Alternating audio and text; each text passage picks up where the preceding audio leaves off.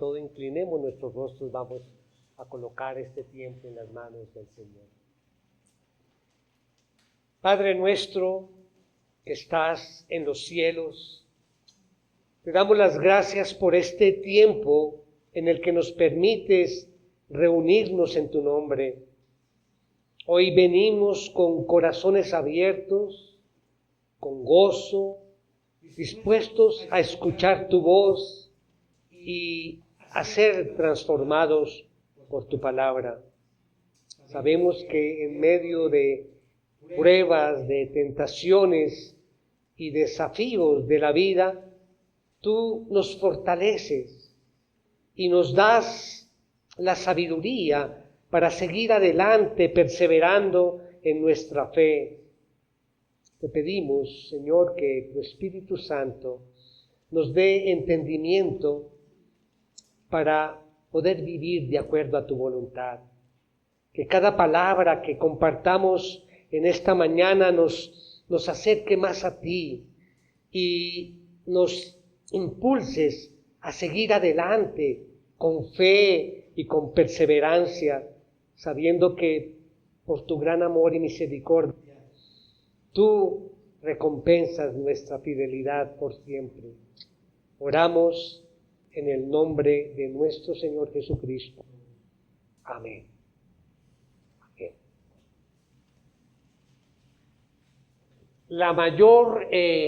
El mayor evento deportivo internacional y multidisciplinario surgió y nació en la antigua Grecia, hace muchos años.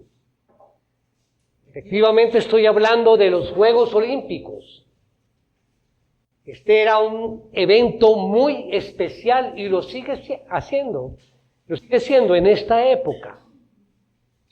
Y allí en estas competencias, a los ganadores de las diferentes disciplinas, ellos se les otorgaba o ellos recibían una corona de laurel como símbolo de su esfuerzo, como símbolo de poder ver que ellos habían trabajado incansablemente para lograr ese objetivo. Esa corona de laurel era un honor tenerla y por eso era muy apetecida y por eso esas competencias eran tan duras. Además de que significaban de alguna forma el cumplimiento de toda esa etapa de entrenamiento y llegaban allí a la competencia. Y esto pues ahora era prácticamente un orgullo recibir esa corona de laurel. En el tiempo moderno se siguen celebrando los Juegos Olímpicos, se tiene alguna tradición de esos Juegos allá en Grecia antigua. Por ejemplo, en los Juegos Olímpicos del 2004, allí en Atenas, entonces el símbolo de esos Juegos Olímpicos era la corona de laurel y premiaban a los primeros puestos, los premiaban también colocándoles esa corona de laurel. Quiero que miremos en ello la importancia y el significado, el simbolismo de esa corona de laurel que significa esfuerzo, dedicación, pasión por hacer algo. Ahora bien, vamos a tomar este honor atlético en sentido figurado a las recompensas o a las coronas celestiales que Dios promete a aquellos creyentes que sean fieles. Se trata de 5 coronas que vamos a llamarlas coronas cristianas y que las encontramos aquí en la palabra de Dios en el Nuevo Testamento. No vamos a entrar en el detalle de a qué se refiere particularmente cada corona. No vamos a entrar en la especulación. Simple y llanamente te invito, mi hermano, mi hermana, a que fijes en tu mente y en tu corazón que estas coronas de las que vamos a hablar son recompensas en gracia que Dios ha prometido para aquellos que permanecen fieles a Él. Con esto en mente, mis hermanos, entonces vamos a desarrollar 5 puntos en el mensaje de esta mañana. Cada punto precisamente es una de esas coronas. El título que le hemos dado al mensaje en esta mañana es: Dios recompensa la fidelidad de sus hijos. Estamos hablando de una recompensa. Como todos nuestros mensajes, tenemos una idea principal. Esta frase, esta idea principal, trata de resumir lo que vamos a hablar en todo el mensaje. La idea principal que repetiremos a lo largo del mensaje para el día de hoy es la siguiente: las coronas que Dios tiene reservadas para sus hijos fieles son una manifestación de su gracia y un recordatorio de que la fidelidad en nuestra vida cristiana tiene una recompensa gloriosa y eterna. Muy bien, vamos a comenzar. Hay una corona que Dios ha prometido para, punto número 1, para aquellos que son fieles en medio de la tentación. Y para los que toman nota, aquellos que son fieles en medio de la tentación.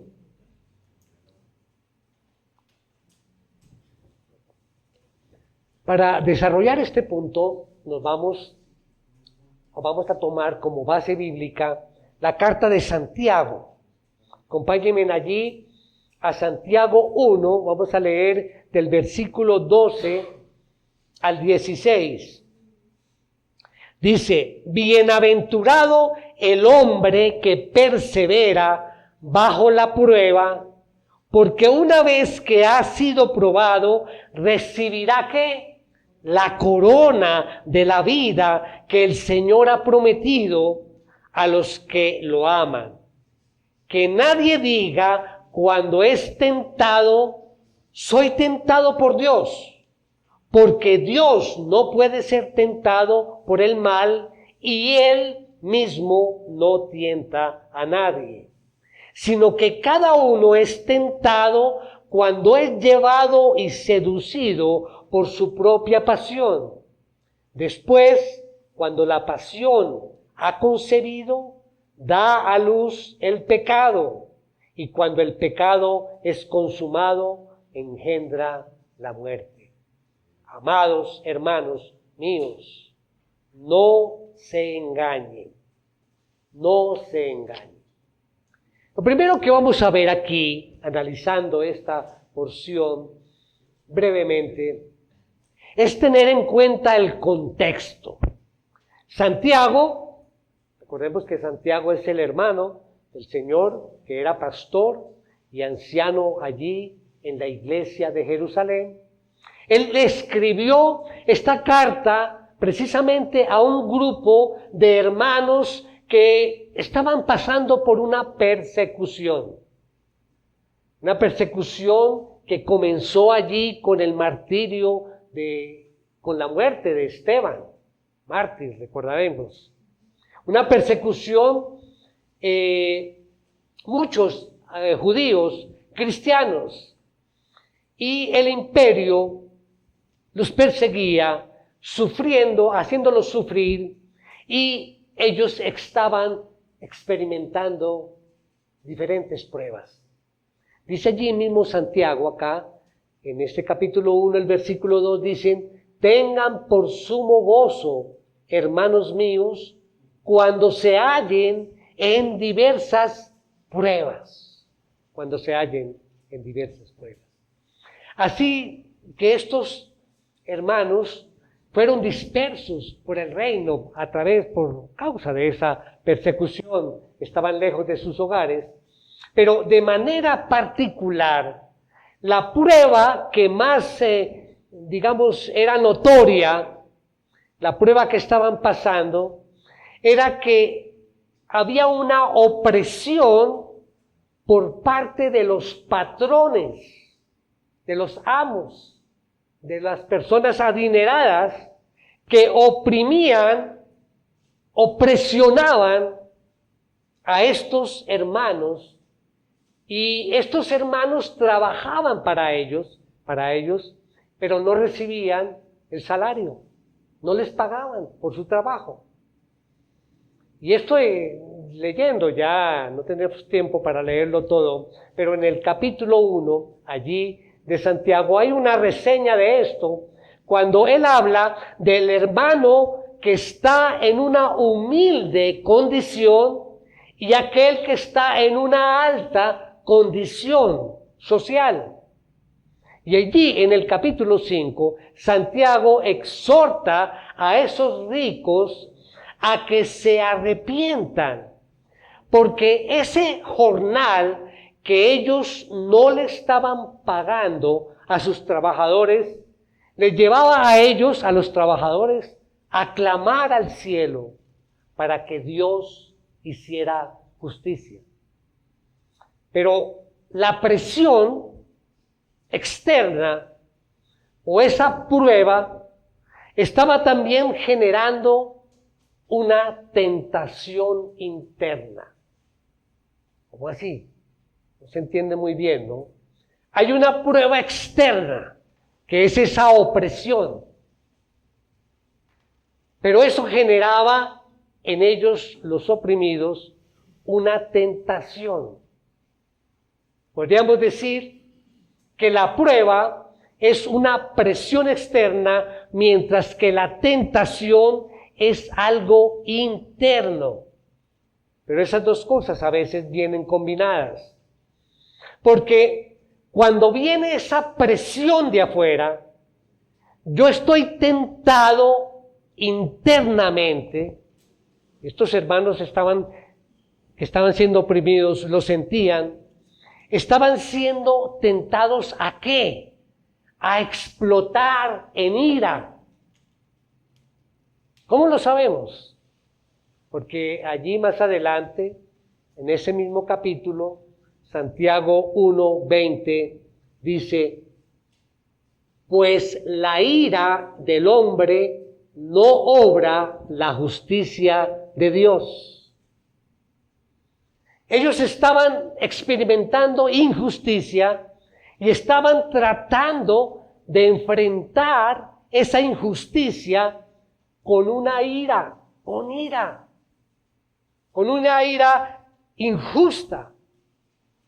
Y estaban tentados también a utilizar en medio de esa ira el arma más pequeña, pero más poderosa que podemos imaginarnos.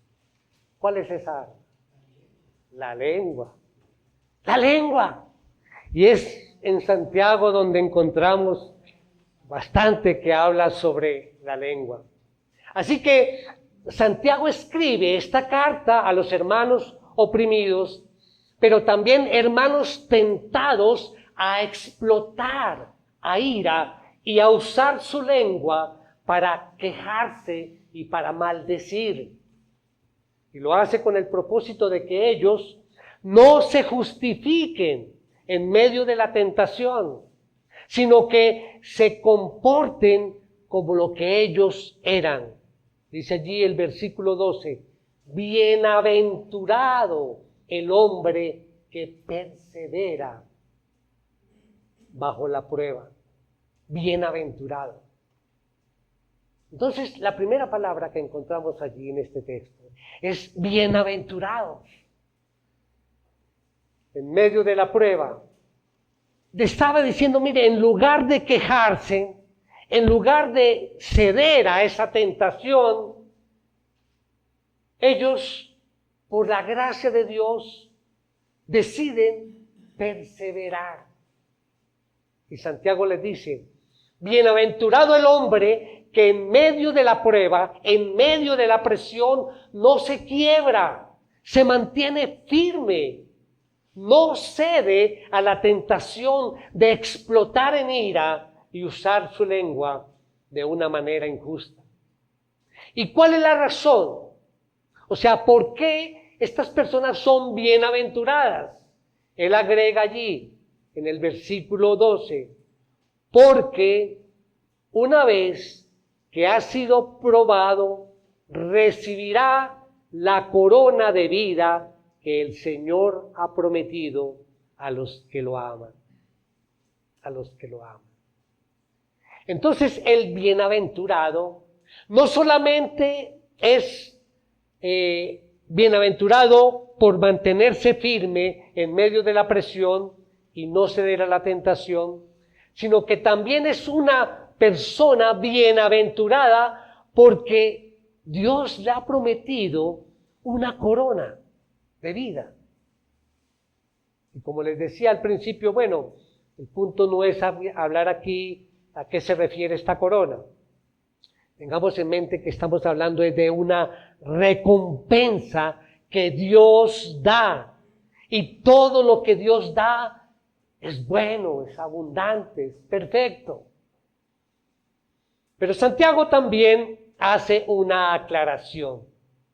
Y la aclaración era para evitar que estos hermanos se engañaran a sí mismos.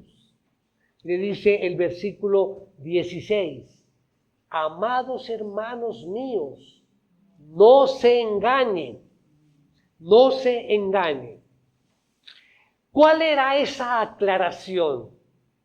Les aclara que si en el momento de esa prueba, en el momento de esa presión, realmente se quebraban, no aguantaban, ¿sí?, cedían a la tentación y explotaban en su ira y usaban su lengua para quejarse, para maldecir, para murmurar, que no se les ocurriera la idea de que Dios tenía la culpa de eso.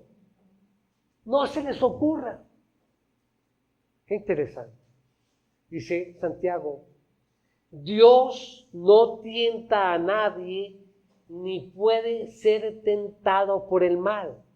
O sea, la tentación no nace de afuera. La tentación sale de adentro. Y él lo dice claramente. Dice allí, versículos 13 y 14. Dice, que nadie diga cuando es tentado, soy tentado por Dios, porque Dios no puede ser tentado por el mal. Y Él mismo no tienta a nadie, sino que cada uno es tentado cuando es llevado y seducido por su propia pasión. Nadie es tentado de parte de Dios. Lo único que viene de parte de Dios es esto: toda buena dádiva y todo don perfecto procede de Él. Pero la tentación, mis hermanos, si cedemos a ella, es culpa nuestra. Nace de allí. Pero en medio de todo esto, nos recuerda que hay una corona que está esperando para todos aquellos que en lugar de culpar a Dios, resiste cualquier deseo injusto en el interior. De modo que hay una corona para los que resisten la tentación. Y qué pertinente esto para nosotros, porque siempre las tentaciones van a existir mientras vivamos en este mundo. Siempre han estado ahí, pero nos ha tocado vivir en este mundo posmoderno, donde ahora lo que se le dice a la gente es esto. Se le dice, tu deseo es tu derecho. ¿Han escuchado eso? Esto es lo que estamos escuchando actualmente en este mundo que está desbordado en el pecado y en la inmoralidad. Le dicen, no, hermano, no se preocupe, tu deseo es tu derecho. Si tú te quieres sentir así, mujer, hombre, lo que sea, tranquilo, es tu derecho, todo es relativo. Y sabemos que esto está mal. Cada vez estamos peor. Ya no hay verdades absolutas, porque ya nadie lee la palabra, confía en la palabra y vive de acuerdo a la palabra. A ver, mis hermanos, no obstante, aquí debemos recordar esto. Nosotros, como creyentes, como cristianos, que tuvimos la gracia de Dios de llegar a la salvación a través del arrepentimiento y fe, tenemos al Espíritu Santo en nosotros. Y con Él tenemos la gloriosa promesa, como dice allí el versículo 12. Bienaventurado el hombre que persevera bajo la prueba, porque una vez que ha sido aprobado, recibirá la corona de vida que el Señor ha prometido. Vamos al segundo punto. Hay una corona que Dios ha prometido para aquellos que son fieles en medio de la tribulación.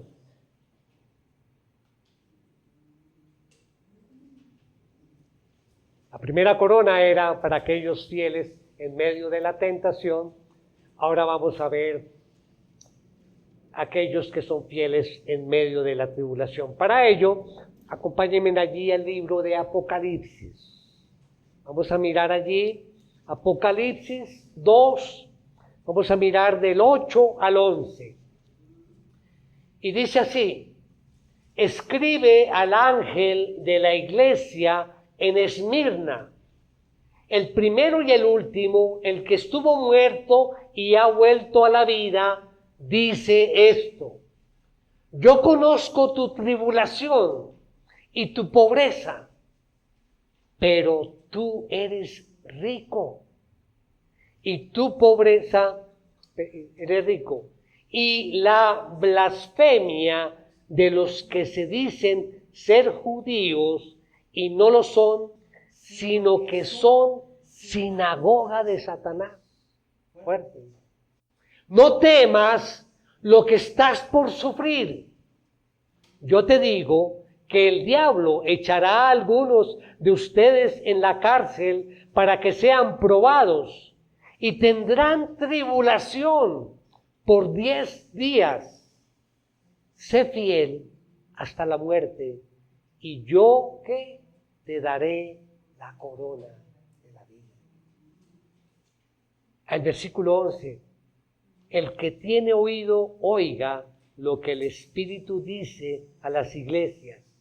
El vencedor no sufrirá daño de la muerte segunda.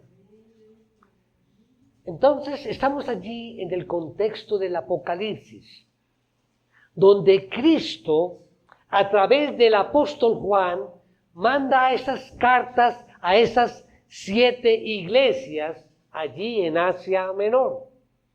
Iglesias que estaban experimentando como cosa rara persecución, y las persecuciones más sangrientas dirigidas probablemente por el malvado emperador Domiciano. Estamos hablando por allí del año 90 después de Cristo. Pero de manera particular aquí Jesús se dirige a través de Juan a una de esas 7 iglesias, específicamente la iglesia de Esmirna. ¿Y qué encontramos allí? En primer lugar, hay una presentación. ¿Quién es el autor de la carta? No es Juan. Juan es el mensajero, pero el autor de esta carta es Cristo. Y miren cómo él se presenta allí en el versículo 8. Dice, el primero y el último, el que estuvo muerto y ha vuelto a la vida dice esto. Es otra forma de decir el eterno. Él es el primero, no hay nada antes que Él. Él es el último, no hay nada después de Él. Él es eterno. Entonces, Él se dirige a esas personas expuestas a la persecución y a la muerte. Y lo primero que hace Jesús es elogiar a la iglesia. Así es Jesús. Miren lo que dice el versículo 9. Yo conozco tu tribulación y tu pobreza, pero tú eres rico. Tú eres rico. Jesús elogia a esta iglesia porque espiritualmente era una iglesia rica, espiritualmente hablando. Claro, materialmente hablando era muy pobre, estaba expuesta a la blasfemia, al ataque, y no solamente de las personas libertinas, sino también de religiosos, personas que se llamaban judíos, y dice Jesús a través de Juan, no son más que sinagoga de Satanás. Término fuerte para estos judíos. Pero a pesar de estar expuestos a la burla, a la presión, a la tribulación, Él los elogia y les dice, ustedes son ricos espiritualmente hablando. Es un tremendo elogio, que aunque estemos pasando por momentos difíciles, mis hermanos, Jesús nos dice, tú eres rico. Y eso es lo que Jesús elogia de esta iglesia, su riqueza espiritual. Y luego del elogio viene la exhortación. Miren allí el verso 10. No temas lo que estás por sufrir. Yo te digo que el diablo echará a algunos de ustedes en la cárcel. Y dice, parte de ese sufrimiento acababa o implicaba de manera oficial que algunos hermanos, por causa de esa riqueza espiritual, por causa de su fidelidad, iban a ser llevados a la cárcel. Para ser, ¿qué dice allí el texto? Probados y tendrán tribulación por 10 días y luego agrega, sé fiel hasta la muerte. Mirando este texto y estudiando un poco lo de la iglesia de Esmirna, permítanme unos minutos para corroborar esto que acabamos de decir.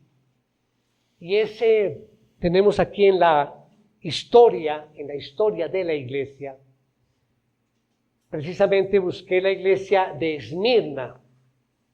Y allí nos presenta uno de los mártires, Policarpo de Esmirna. Miremos unos apartes allí de este personaje. Él fue, por el gobierno apresado, lo llevaron allí ante el juez, y miren lo que dice.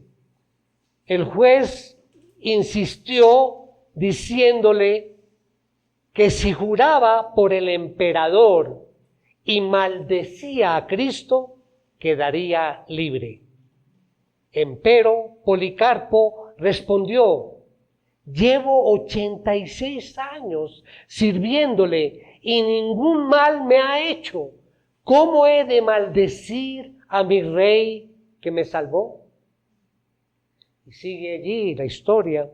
Y aquella otra parte dice, cuando por fin el juez le amenazó, primero con las fieras y después con ser quemado vivo, Policarpo le contestó lo siguiente, el fuego que el juez podía encender solo duraría un momento y luego se apagaría, mientras que el castigo eterno nunca se apagaría.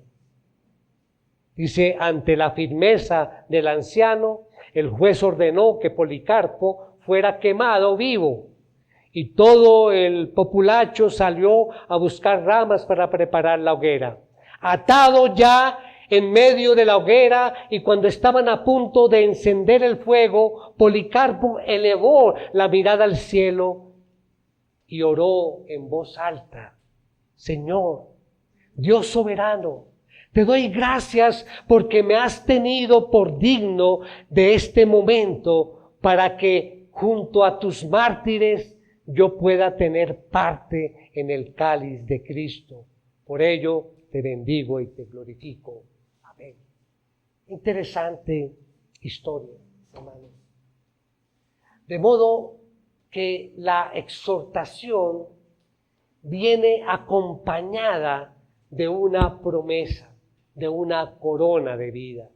De modo que vamos a ver ese llamamiento a todos los que escuchan o leen esta carta. Y dice en el versículo 11, el que tiene oído, oiga lo que el Espíritu dice a las iglesias. El vencedor no sufrirá daño de la muerte segunda. El que tiene oído. ¿Tú tienes oído?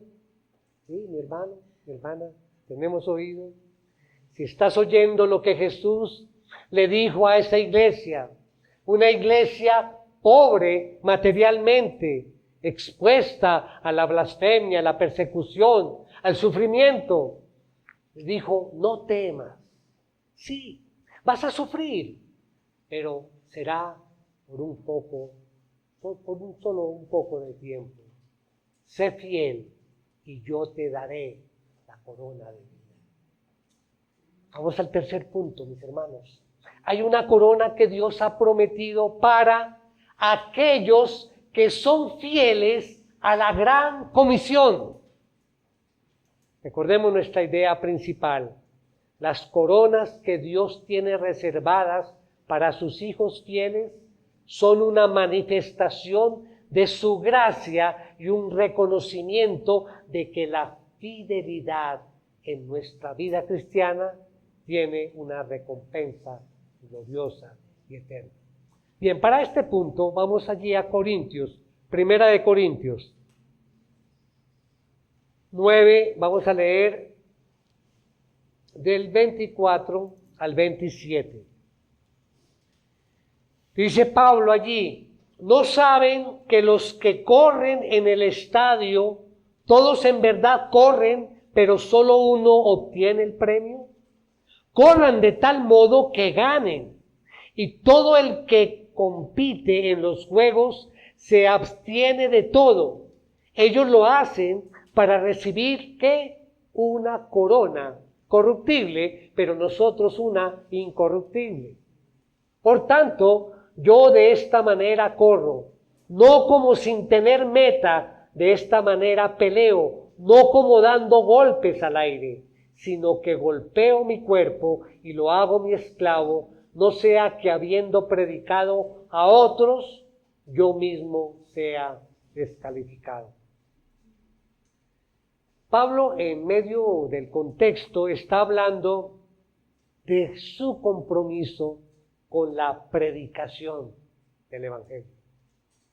Mire, Pablo estaba tan comprometido con predicar el Evangelio que estaba dispuesto a dejar a un lado cualquier asunto cultural.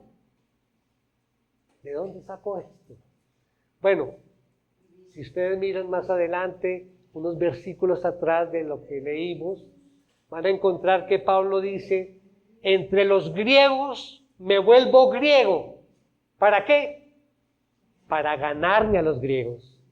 Dice: entre los judíos me vuelvo judío. ¿Para qué? Para ganarme a los judíos.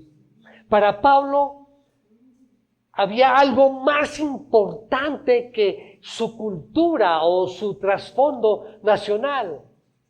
Para Pablo lo más importante era el avance del Evangelio. Un buen ejemplo. Más importante, el avance del Evangelio. Y utiliza allí dos metáforas. Él habla de aquellos que corren en el estadio, pero también de aquellos que compiten, literalmente que pelean.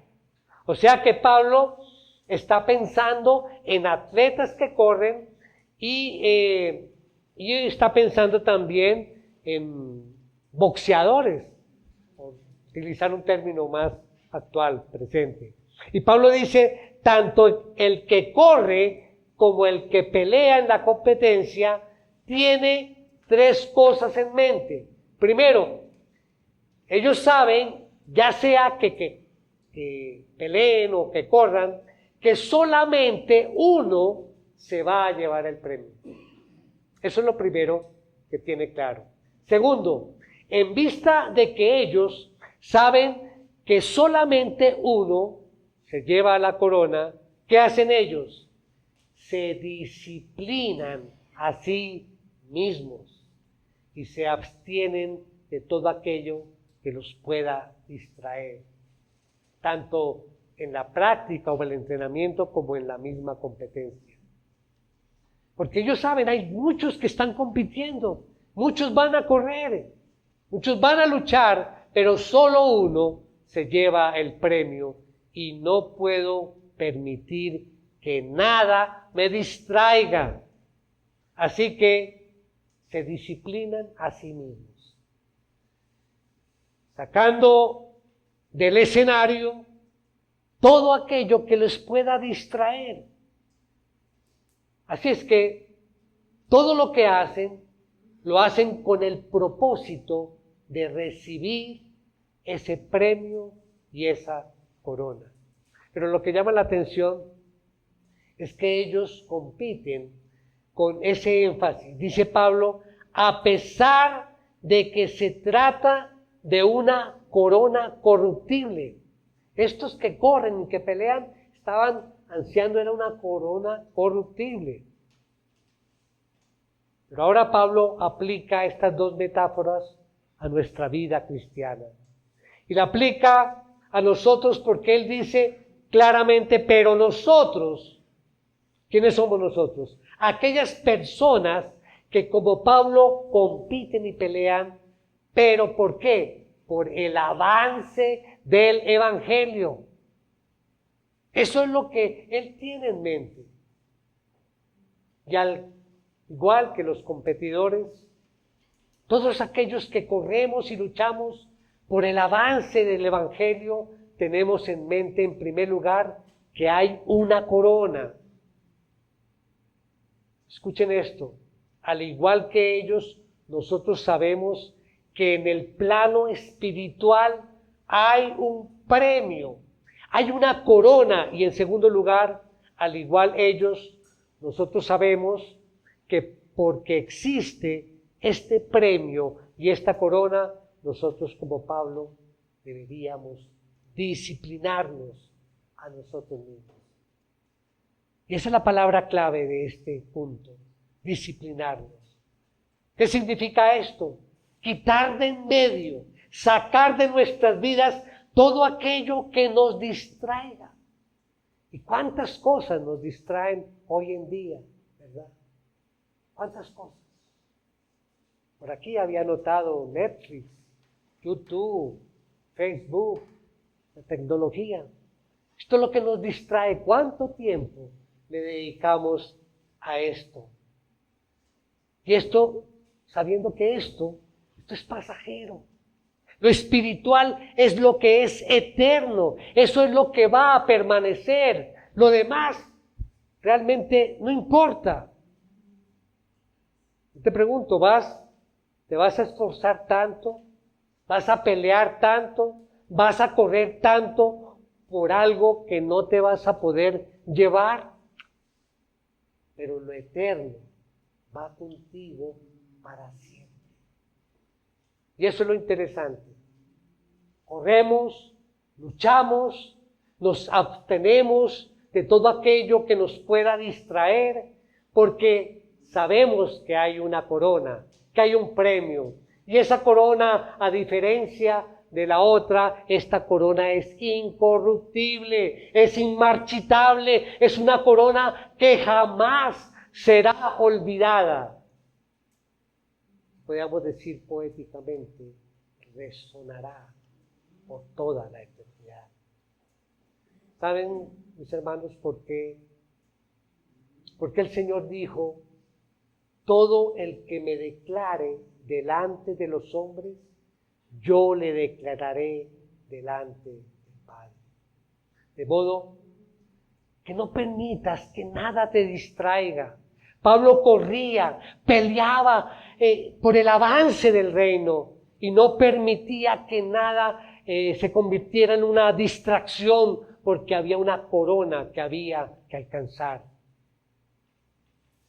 Permítanme otros minutos, aquí hago una aclaración, porque de pronto al decir esta frase, que Pablo estaba aspirando la corona, de pronto decimos, bueno, entonces Pablo estaba interesado, él se interesaba en proclamar el Evangelio, en compartir el Evangelio, porque solamente quería recibir esa corona.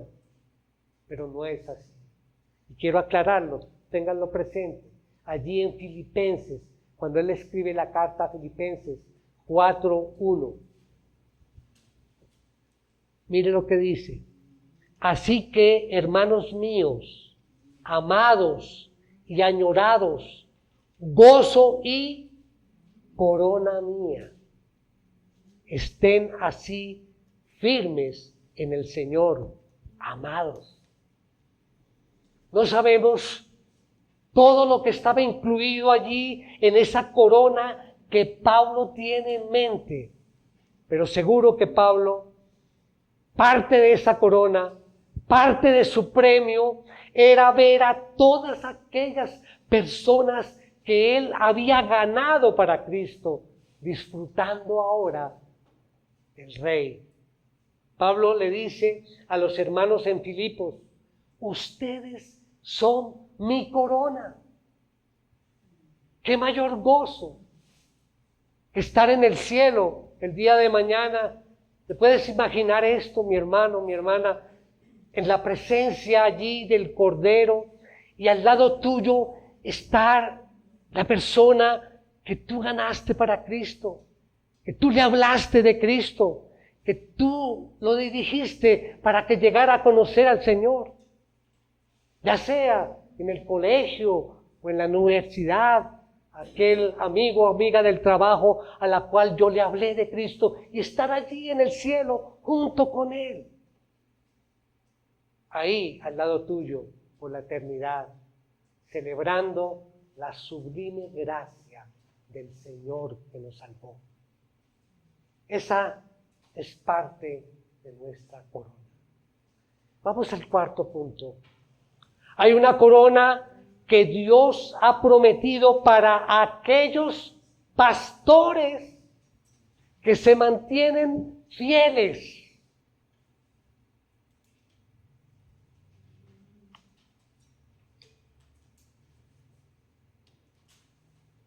El texto lo encontramos en Primera de Pedro 5, 1, 4. Dice: por tanto, a los ancianos entre ustedes exhorto yo, anciano como ellos, y testigos de los padecimientos de Cristo, y también participante de la gloria que ha de ser revelada. Versículo 2. Pastoreen el rebaño de Dios entre ustedes, velando por él, no por obligación, sino voluntariamente, como quiere Dios, no por la avaricia del dinero, sino con sincero deseo, tampoco como teniendo señorío sobre los que les han sido confiados, sino demostrando ser ejemplos del rebaño. Y cuando aparezca el príncipe de los pastores, ustedes recibirán la corona inmarcesible de gloria. Esta carta fue escrita allí para los hermanos de Asia Menor, que adivinen que estaban experimentando dificultades.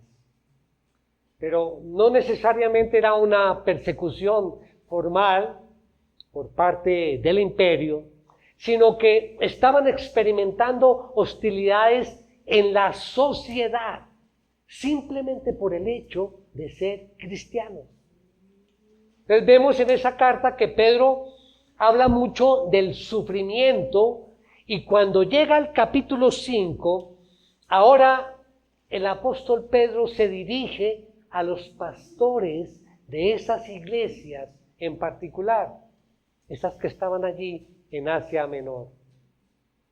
Pedro se dirige ahora a los ancianos, a los pastores, pero lo interesante del caso, si vemos el texto, Pedro no se dirige a ellos como si él estuviera por encima de los pastores. Ay, no, llegó el apóstol Pedro, todo el mundo allá. No, él dice allí que él es uno como ellos. Dice, un anciano como ellos, dice nuestro texto.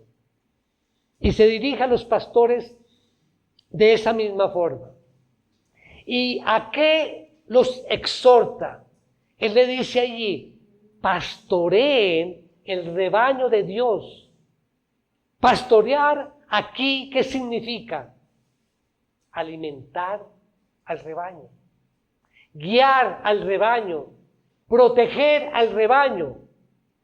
Pastoreen de manera fiel. Pero ¿saben qué me consuela de ese texto? Que pastorear de manera fiel no significa que uno no se pueda equivocar. ¿Se imaginan que el pastoreo significara que no se equivoque? Yo pues no estaría aquí, ¿verdad? Sería muy difícil. Un pastor fiel, según este texto, es uno que hace su labor pastoral. Y lo hace en primer lugar, no por obligación, sino que lo hace voluntariamente, con amor, con pasión.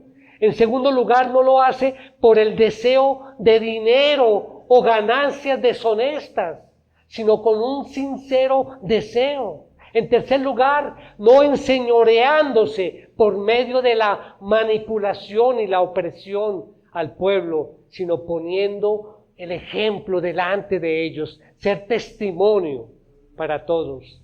Y es aquí donde viene la promesa. Si somos fieles en nuestro oficio, dice aquí, y cuando aparezca el príncipe de los pastores, el pastor de la iglesia, que es Cristo, dice, ustedes recibirán la corona inmarcesible de gloria.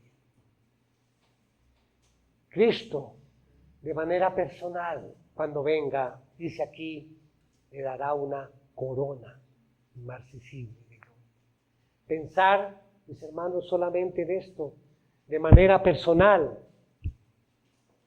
ver, entregar una corona a todos aquellos pastores que fueron fieles, pues esto es lo que nos motiva, nos da la fortaleza y la energía para continuar en esta labor, para continuar en esta obra, independientemente de circunstancias difíciles que tenemos que pasar. Y vamos al quinto punto. Hay una corona que Dios ha prometido para aquellos que perseveran fielmente hasta el final.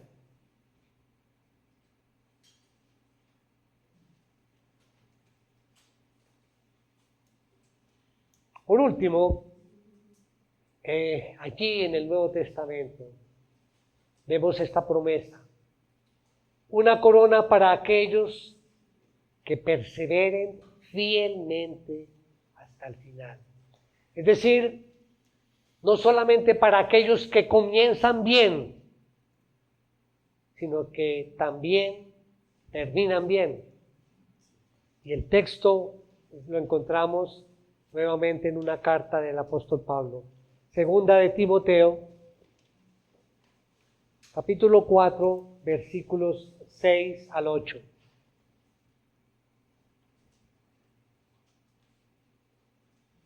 Dice Pablo a Timoteo: porque yo ya estoy para ser derramado como una ofrenda de libación, y el tiempo de mi partida ha llegado. He peleado la buena batalla, he terminado la carrera, he guardado la fe.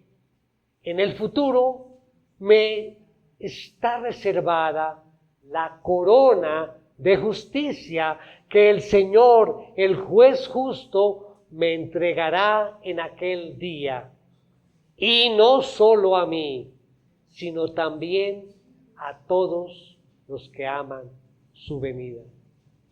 Esta fue la última carta que Pablo escribió. Ya estaba allí en los últimos momentos y le escribe a su hijo en la fe, Timoteo. Y cuando leemos toda esta carta a Timoteo, son 4 capítulos, no más, vemos ese mensaje, ¿no? Por ejemplo, en el primer capítulo, Timoteo le dice Pablo a Timoteo: Timoteo, guarda el evangelio que te di. En el capítulo 2 dice: Timoteo, sufre por el evangelio que te di. En el tercer capítulo, Timoteo, persevera en ese evangelio. Y en el cuarto capítulo le dice: Timoteo, predica este evangelio. Pablo dice claramente allí en el verso 6: el tiempo de mi partida ha llegado. Qué glorioso privilegio. El mismo Pablo, recordarán que anteriormente había dicho: yo quisiera estar con Cristo, lo cual es mucho mejor, pero todavía no es el tiempo. Todavía tengo que seguir con la obra que Dios me ha encomendado. Así le escribía a los filipenses. Pero ahora el cuadro cambió. Ahora Pablo le dice a Timoteo: ahora, de verdad, Timoteo, llegó el momento de mi partida. Estoy listo para ser derramado como una ofrenda o como una libación. Y ahora Pablo le está entregando la antorcha a Timoteo para que siguiera con su legado. Y luego de esto Pablo habla de lo que por la gracia de Dios él ha logrado.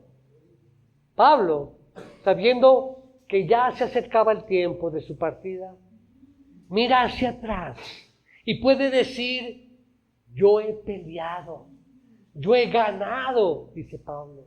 Yo soy más que vencedor. ¿Por qué? Porque he guardado la fe. Pero no te equivoques con esto, mi hermano. Pablo, de pronto dice uno: bueno, pero es que Pablo lo hizo todo él, ¿no? Ay, yo guardé la fe y por eso voy allá, al cielo. No nos equivoquemos, porque en otro lugar Pablo dice: pero no yo, la gracia de Dios en mí. Él reconoce que es la gracia la que lo llevó a tener esta vida de fe, que es un ejemplo para nosotros. Lo mismo para cada uno de nosotros. De pronto, en esta lucha, tú has perdido algo, algunas cosas.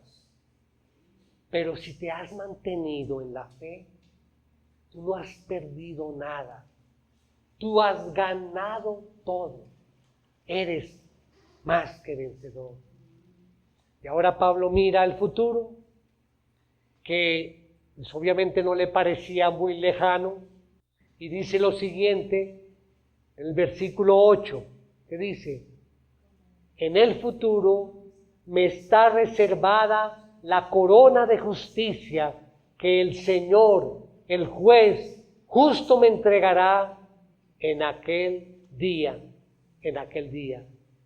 Y en vista de su perseverancia, en vista de cómo la gracia de Dios le había sostenido, ahora por la misma gracia, él esperaba una corona personalizada. De modo que, al igual que Pablo, si tú has peleado, si tú has corrido, si tú has guardado tu fe y la guardarás hasta el final, te tengo una buena noticia. Porque dice Pablo, hay una corona guardada para ti. Lo dice allí, no solamente es para mí, dice al final, sino también a todos los que aman su venida. Mis hermanos, Dios promete coronas de gloria y recompensa eterna a aquellos que a través de la perseverancia, de la fidelidad y del servicio permanezcan firmes en su fe hasta el final.